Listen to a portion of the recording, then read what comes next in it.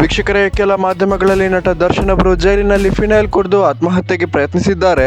ಇನ್ನು ಕೆಲ ಮಾಧ್ಯಮಗಳಲ್ಲಿ ನಟ ದರ್ಶನ್ ಅವರು ಜಡ್ಜ್ ಬಳಿಯೇ ಸ್ವಲ್ಪ ಪಾಯ್ಸನ್ ಕೊಡಿ ಅಂತ ಕೇಳಿದ್ದಾರೆ ಅಂತ ಸುದ್ದಿಗಳಾಗ್ತಿದ್ದು, ಇದೆಲ್ಲವೂ ಕೂಡ 100% ಫೇಕ್ ಸುದ್ದಿಗಳು ಅಂತ ಹೇಳ್ಬೋದಾಗಿದ್ದು, ಜೈಲಿನಲ್ಲಿ ಖೈದಿಗಳು ಮತ್ತು ನ್ಯಾಯಾಧೀಶರ ನಡುವೆ ಕಾನ್ಫರೆನ್ಸ್ ನಡೆಯುವಾಗ ಈ ಒಂದು ಸಂದರ್ಭದಲ್ಲಿ ಪೊಲೀಸರು ಬಿಟ್ರೆ ದರ್ಶನ್ ಅವರ ಬಳಿ ಮಾಧ್ಯಮಗಳು ಇಲ್ಲಿ ಬರೋದಕ್ಕೆ ಅವಕಾಶ ಇಲ್ಲ. ಆದ್ರೂ ಕೂಡ ನಟ ದರ್ಶನ್ ನ್ಯಾಯಾಧೀಶರ ಬಳಿ ಪಾಯ್ಸನ್ ಅನ್ನ ಕೇಳಿದ್ದಾರೆ. ಮತ್ತೆ ಕೆಲ ನ್ಯೂಸ್ ಚಾನೆಲ್ಸ್ ದರ್ಶನ್ ಅವರು ಸೂಸೈಡ್ ಅಟೆಂಪ್ಟ್ ಅನ್ನ ಮಾಡಿಕೊಂಡಿದ್ದಾರೆ ಅಂತ ಸುಳ್ಳು ಸುದ್ದಿಗಳನ್ನ ಹಬ್ಬಿಸ್ತಿದ್ದು, ಇದೆಲ್ಲವೂ ಕೂಡ ಈ ಮಾಧ್ಯಮಗಳ TRP ಗಿಮಿಕ್ ಮತ್ತು ವ್ಯೂಸ್ಗೋಸ್ಕರ ಆಡ್ತಿರುವ ಡ್ರಾಮಾ ಅಂತ ಹೇಳ್ಬೋದಾಗಿದೆ.